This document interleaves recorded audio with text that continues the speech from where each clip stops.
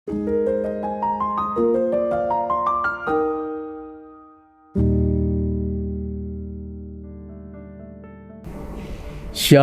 Bapak Ibu yang terkasih dalam Tuhan.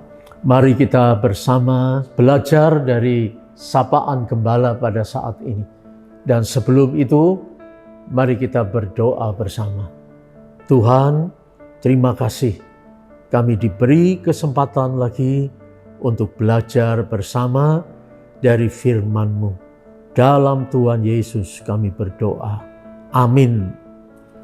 Bapak, Ibu, dan Saudara sekalian, dalam Matius 6 ayat 13b, dalam bagian doa Bapa kami, kalimat doksologi yaitu kalimat terakhir, ya, dikatakan, karena Engkaulah yang punya kerajaan dan kuasa dan kemuliaan.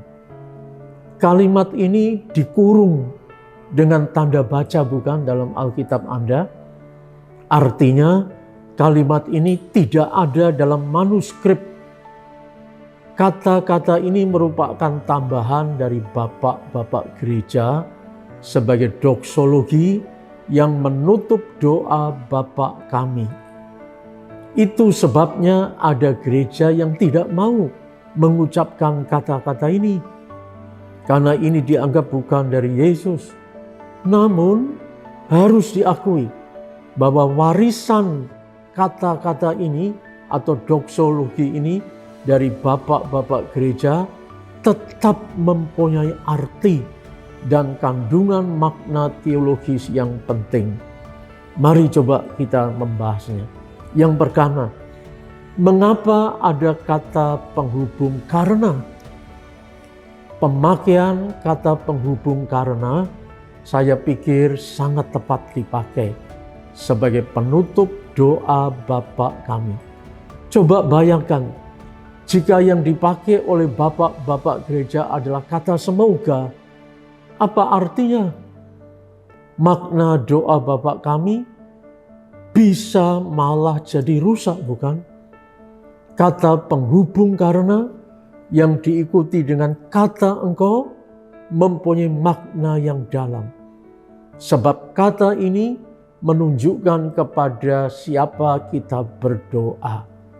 Ternyata kita berdoa kepada Bapa, Sang Pemilik Kerajaan, Sang Pemilik Kuasa, dan Sang Pemilik Kemuliaan, yaitu Bapa dari semua manusia yang adalah Allah. Bapa yang berkenan dihampiri dan berkenan ditemui dengan kita secara akrab melalui doa. Bapa yang juga berkenan mendengar permohonan, bahkan memperhatikan kegelisahan serta jeritan kita minta tolong. Hal ini yang menumbuhkan rasa tenang dan damai di hati kita saat kita berdoa kepada Bapa, bukan? Sekalipun doa itu tidak atau belum dijawab, kita tidak lagi gelisah. Karena apa? Karena rasa tenang dan damai bahwa doa kita sudah didengar oleh Bapa itu sungguh melegakan hati. Karena sudah merasa lega, bisa-bisa kita tidak lagi menanti-nantikan jawaban doa itu. Namun, jika doa kita dikabulkan oleh Bapa, maka kita akan makin bersyukur lagi. Yang kedua, engkau yang bagaimana yang dikatakan dalam doa Bapa kami itu? Ternyata engkau itu yang mempunyai kerajaan, mempunyai kuasa dan kemuliaan. Bukankah itu berarti maha tinggi, maha kuasa dan maha mulia? Bukankah keberadaan Bapa yang serba maha itu tadi tak terhampiri oleh manusia? Dan apakah yang serba maha itu mau peduli dan menghampiri kita? Biasanya tidak mau dan tidak sudi dihampiri, dan bahkan tidak mau dan tidak sudi juga menghampiri kita. Namun ternyata lain. Yang Yesus ajarkan adalah Allah sebagai Bapa yang Maha Mulia, namun mau menghampiri, mau peduli, mau mendengar, dan mau merasakan segala ketakutan dan kesakitan kita. Kuasanya tidak untuk dirinya sendiri, tetapi kuasanya itu ditujukan untuk keselamatan dan kebahagiaan kita. Selamat dan bahagia bukan selalu berarti sembuh dan sukses, tapi adalah merasa aman dalam keadaan apapun karena tangannya mendekap dan memeluk kita. Yang ketiga, bagaimana dengan kerajaan, kuasa, dan kemuliaannya itu? Mari kita secara khusus melihat kata kuasa. Mengapa bukan dipakai kata kekuasaan dalam doksologi ini? Kekuasaan adalah kemampuan seseorang atau golongan untuk menguasai orang lain.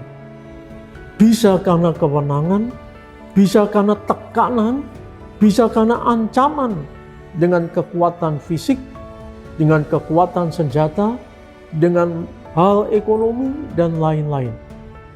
Kekuasaan memang menyenangkan pemiliknya.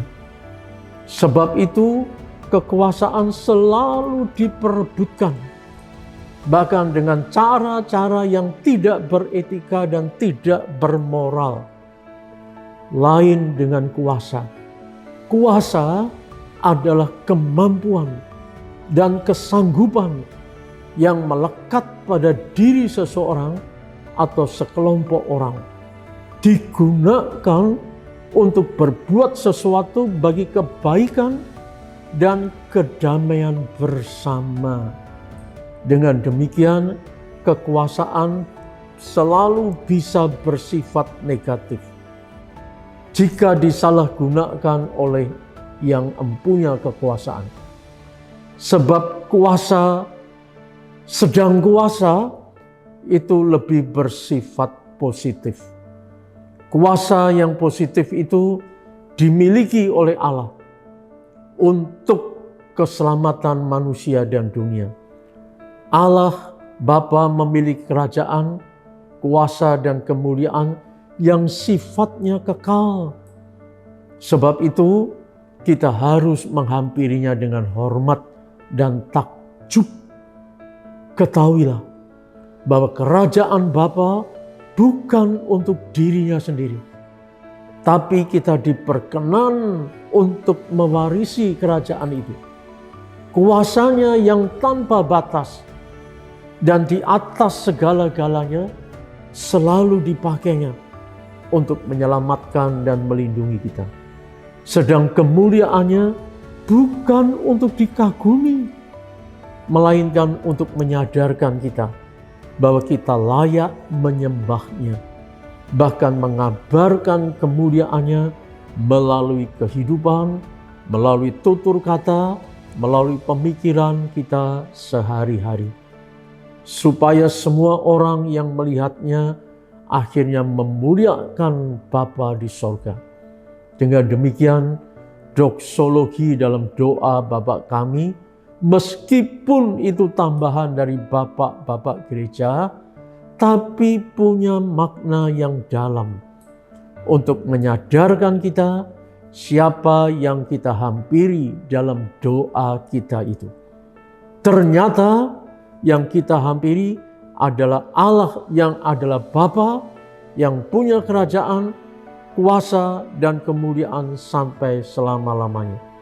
Sebab itu kita terpanggil menjaga kekudusan, kebesaran, serta kemuliaan namanya, dan semua itu kita lakukan dalam kehidupan kita sehari-hari.